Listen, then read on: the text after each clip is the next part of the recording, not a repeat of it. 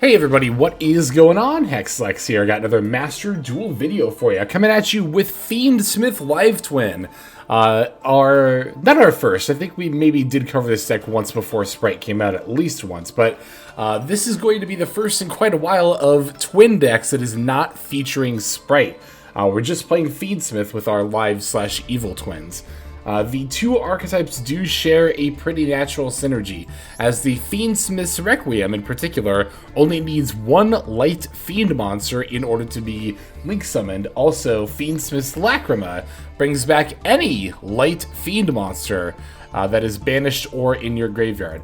And of course we have Evil Twin Kisakeel as well as Evil Twin's Trouble Sunny that are light fiends within the twin archetype, so they do play very well together. I think if you really wanted to, you could even splash some Sprite monsters into this deck. However, I don't necessarily think playing Fiendsmith and Sprite with twins is necessarily optimal. It's probably going to have to be one or the other. But it is possible if you really wanted to. So the idea behind this deck and what it does as opposed to like Twin Sprite is all about summoning, your elf IP that you usually do with Sprite, and then having the evil twins at the end to act as additional disruption. Here, our main end board piece is going to be alongside Trouble Sunny to go into our twins for disruption. Actually, the Nightmare Gryphon, which is also a light fiend monster. Not that you're ever going to really link this off for Requiem, but that is still worth noting. Nightmare Gryphon, of course, as long as it is in play, says that special summoned monsters on the field cannot activate their effects unless they are linked. Now, of course, you don't want to summon Nightmare Gryphon to the extra monster zone, because then one of its arrows points to one of your opponent's zones, and then they can get around this effect very easily. So I'm going to be showing you a combo line within our first couple of games. We actually pull off this combo line where we can summon Nightmare Gryphon to one of our main monster zones alongside the Trouble Sunny, among other cards. And you can do that as a one-card combo if you open Leela or Kisakeel, which is nice. So, but yeah, no, this deck has been very interesting. As you can see, we are also on a small Unchained package as well. These are going to come up during our combo line too, and of course are also Fiends. This means that the Fiend extra deck lock for the Evil Twins uniquely doesn't matter. And I think it's kind of the first, it's kind of the reason why this is the first time I've really dove into, messing around with twins outside of Sprite, right? Usually in Sprite, you 2-lock yourself pretty early with Gigantic, and then you just do the Fiend lock towards the end. That way you're still able to summon out your Sprite monsters. But here, we really don't care about the Fiend lock at all. SP Little Knight is quite literally the only non-Fiend monster in our extra deck, meaning that we are able to go full combo even if we Fiend lock ourselves pretty early. Another thing about this deck that's definitely worth noting is the fact that it has a ton of room in the main deck. The extra deck is actually still decently flexible. You don't really need Muckraker, so that's definitely a flex spot. Desiree is a flex spot, doesn't come up all the time.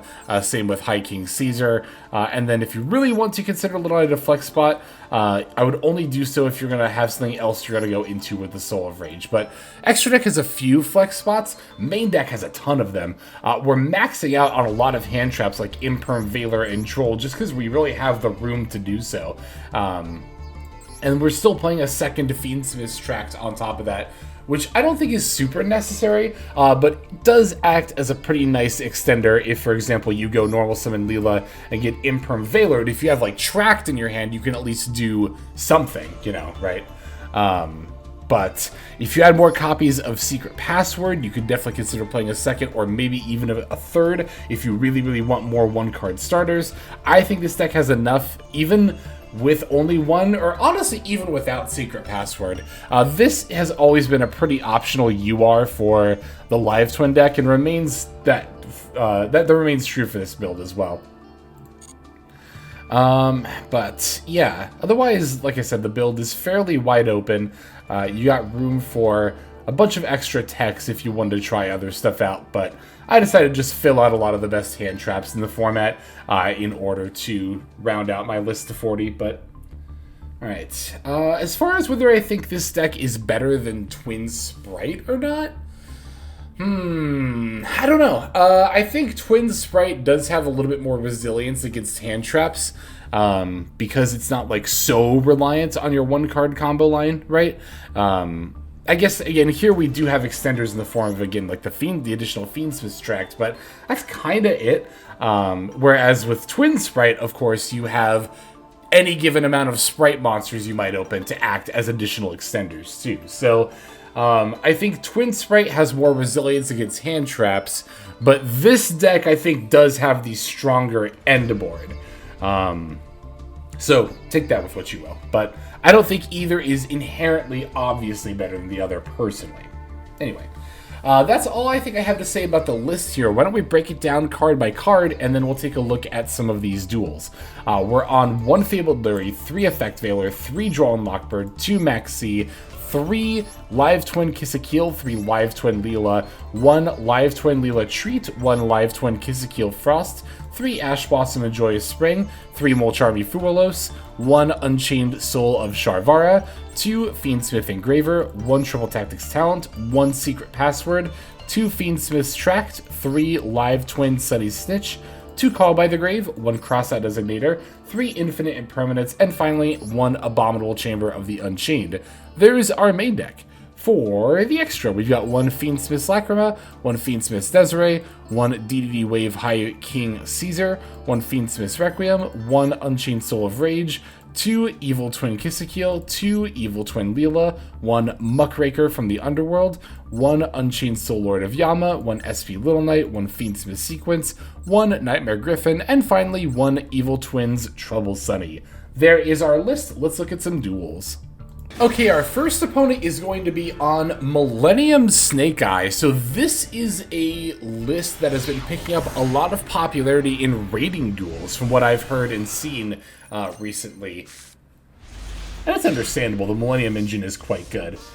This first game will show off us doing a 1-card combo line. As you can see, we opened Secret Password plus just a bunch of hand traps and call buys, which is definitely fine with me. So we're going to want to pull Leela from the deck eventually here, summon the Kissekeel Frost, and then link the 2 of those off into the Evil Twin Kissekeel.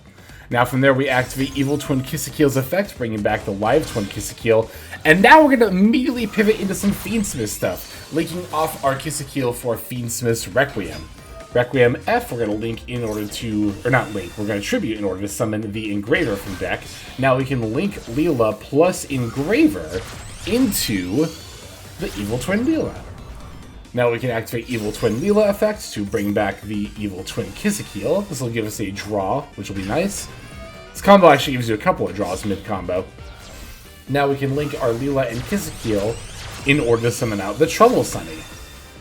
And once we've done that, we're actually going to immediately activate Trouble Sunny effect in order to bring back the Kissekeel and then the Leela. Now, you might be wondering what the point of doing that is. It does actually matter, because later in the combo line, we're going to summon back Trouble Sunny, and that's going to be part of our end board. So we do need to summon Trouble Sunny here. You cannot skip that step, even though it looks pointless. Now we can bring back Engraver by putting Requiem back into our extra deck. I'm then going to link summon using the Engraver and Kissekeel. We'll link summon the Unchained Soul Lord of Yama. Now we can activate Yama's effect, adding the Unchained Soul of Sharvara to hand. Now this is going to look really weird, but I promise this is right. You need to link off Kissekeel and Yama into Unchained Soul of Rage, then pop Unchained Soul of Rage to summon Sharvara. I know that looks like we just instantly downgraded our board, but you're about to see why this is actually really good. Because as you saw, we go Chainlink 1, Yama, then we go Chainlink 2, Unchained Soul of Rage. Now we can not only add the Fiendsmith Engraver from graveyard to hand, but this is how we get that Trouble Sunny. We're going to summon it off of the Yama. By the way, we have not used Engraver's in-hand effect, because we didn't open it, so we can activate Engraver, discarding it to add Tract. Tract F will add Lurie. Now we can special summon the Lurie that we discard off of Tract effect, like so. We'll then link off Lurie plus Sharvara to go into the Fiendsmith Sequence. thus pivoting back into the Fiendsmith engine. We can use Sharvara Effect to set an Abominable Chamber rather, of the Unchained. That'll let us summon Soul of Rage back. Now we're going to use Sequence to summon Lacrima. Lacrima Effect activates here to actually bring back the Kissekeel. So when you fusion summon the Lacrima, you need to put back Engraver and Lurie specifically. You might think, oh, put back Kissekeel plus Lurie to bring back the Engraver to make a rank 6. No. We're actually going to use Lacrima to bring back the Light Fiend Kissekeel. And then, by linking off Kissekeel and Sequence, that is how we summon Nightmare Gryphon. And this is how we put it in our middle main monster zone, which is the optimal spot for Nightmare Gryphon, is by having Trouble Sunny in either the zone, or in one of the zones directly under one of the EMZs. Now, Nightmare Gryphon does not point up, and also it points left and right, meaning if you need to summon stuff and activate their effects, you simply summon them on either side of Nightmare Gryphon.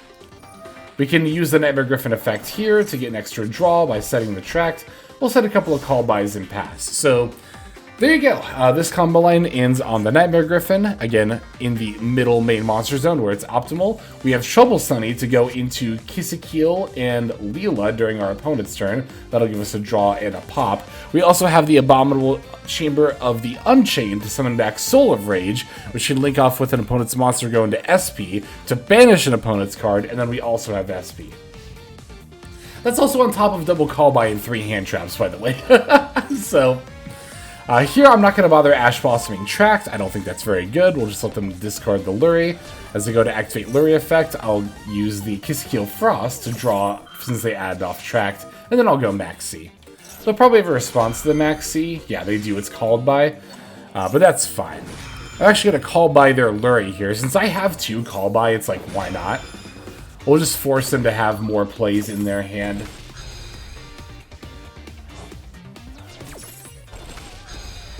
Yeah, we'll exchange called buys here. Again, this is completely fine with me. We still get a draw off of Kissekeel Frost. And they don't get Lurie. Okay, they're going to pitch Diabell to special summon Diabell Star, but they don't get to set. Because remember, Nightmare Gryphon says that they cannot activate special summoned monsters on the field, their effects, unless they are linked. Now, linked just means one link arrow is pointing one way. Co-linked means that they have arrows pointing to each other, but linked just means the monster has to have an arrow pointing to it. So we're going to go to normal summon the Retaliating Sea. I brought out the Unchained Soul of Rage just in case. And look here, they're going to summon the SP Little Knight, but they actually don't get the Little Knight's effect because they just use 2 main deck monsters, right? So they're not able to actually banish, even though that the Trouble Sunny has an arrow pointing to Little Knight. Yeah, they go to activate Retaliating Sea. I'll just use the other call by effect on it because they only have 1 card in hand at this point, and I still have Unchained Soul of Rage plus Valor plus Ash plus, well, I can't use Emperor here, but yeah, it's enough to play through anything my opponent's got. So there we go. That is the 1 card combo line shown off to success. Let's go ahead and take a look at this next game here. Alright, our next opponent is also playing Snake Eye, but they're playing a really weird variant. It's like Kashtira, Snake Eye with Crystal Beast stuff.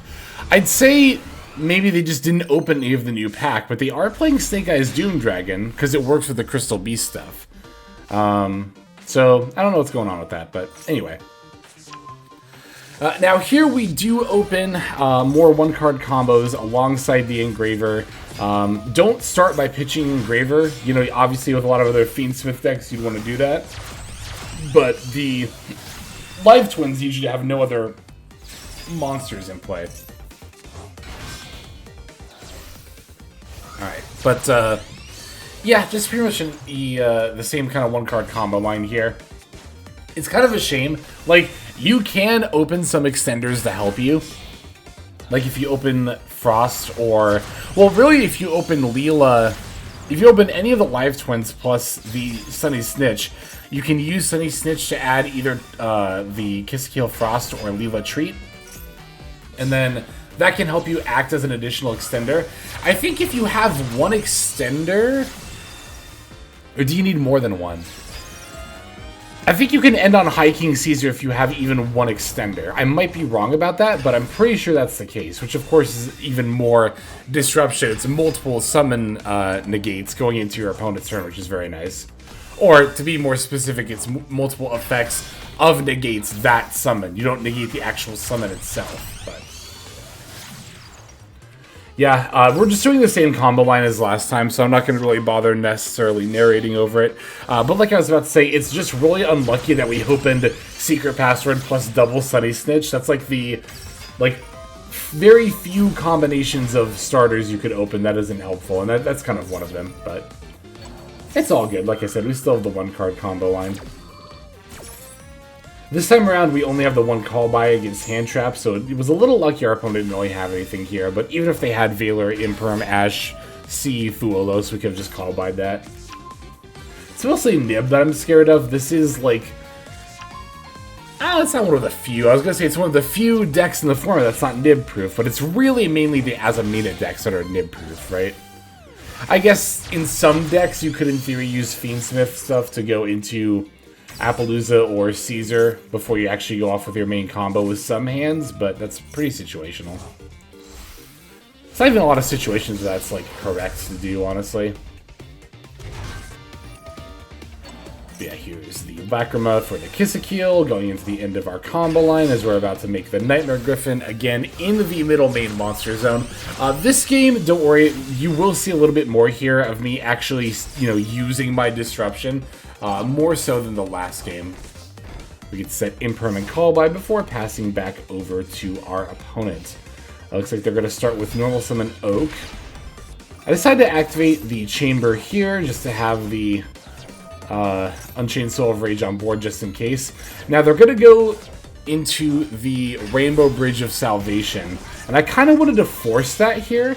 So what I'm going to do is I'm going to go into the Imseti and make Little Knight.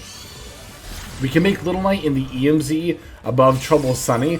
That way our opponent won't have the opportunity. So I wanted to force the Rainbow Bridge of Salvation, just see what they searched. I was more curious than anything else, because I wasn't sure if I was going to need to use the Evil Twin Kisakeel on the Kingsark or whatever field spell they searched. So I wanted to see what field spell they were going to search. To my surprise, they just didn't activate Rainbow Bridge, and I'm like, that is so unbelievably fine with me.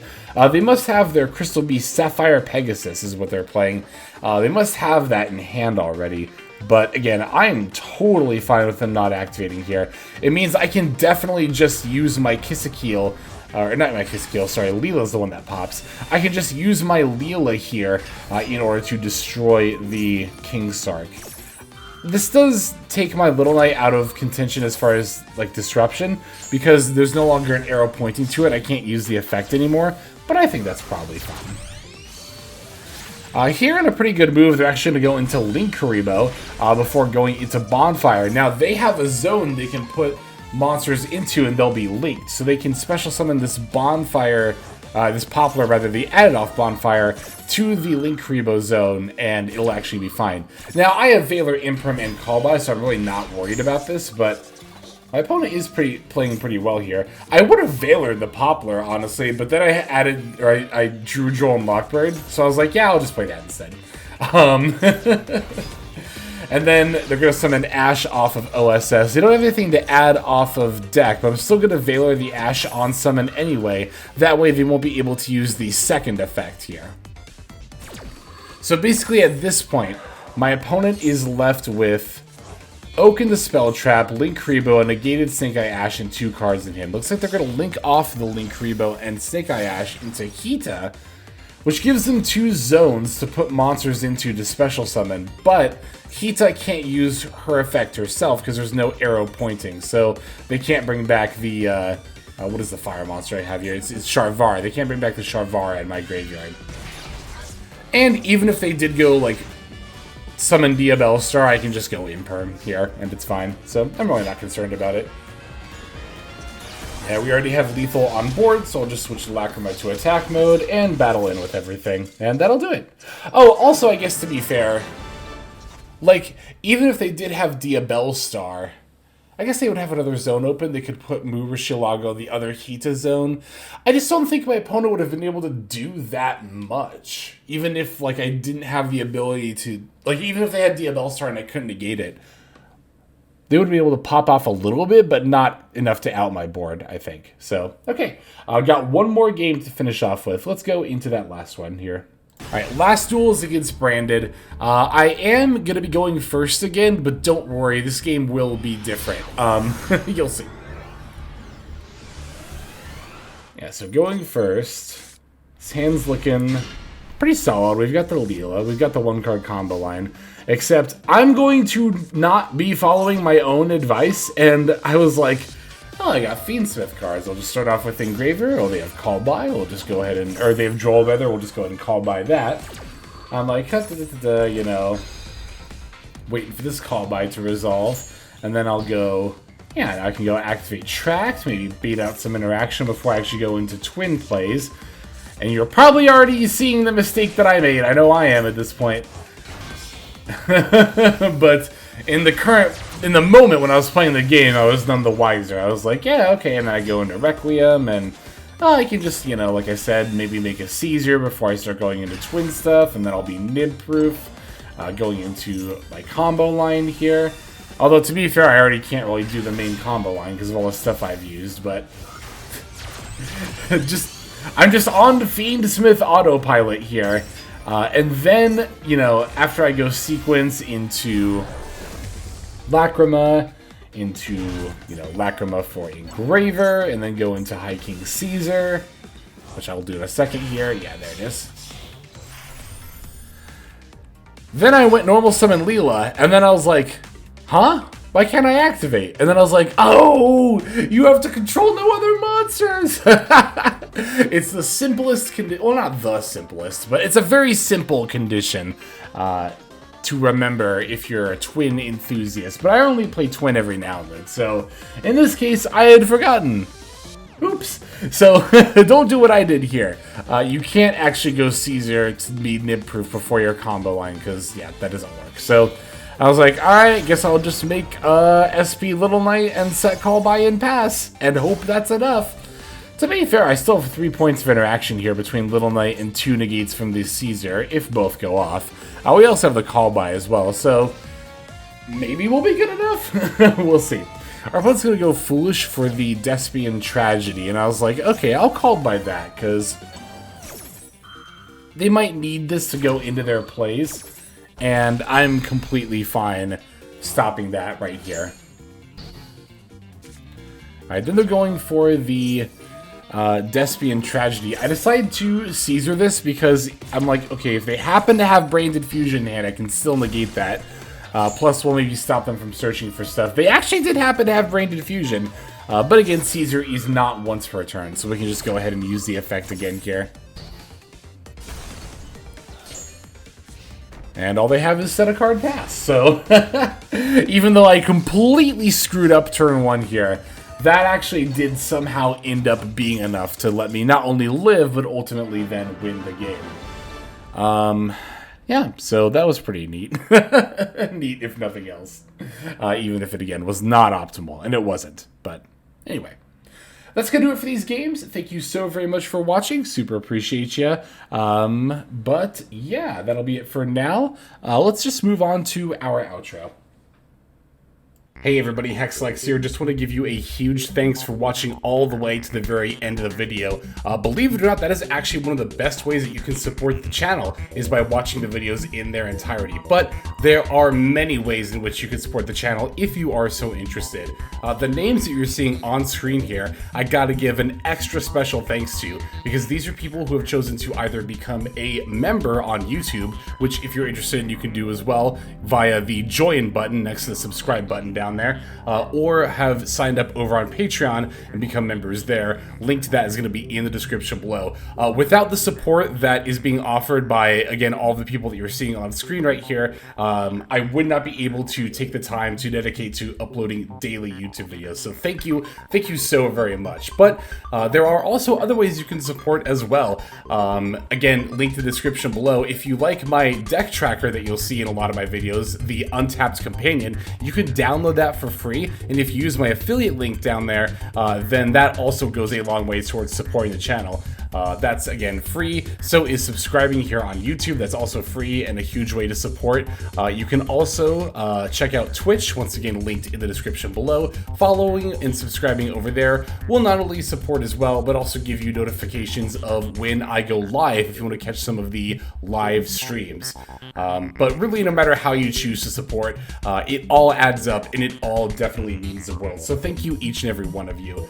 For now, this is Hexlex. I'm going to be signing out. But more than that, I'm hoping that you have a fantastic day.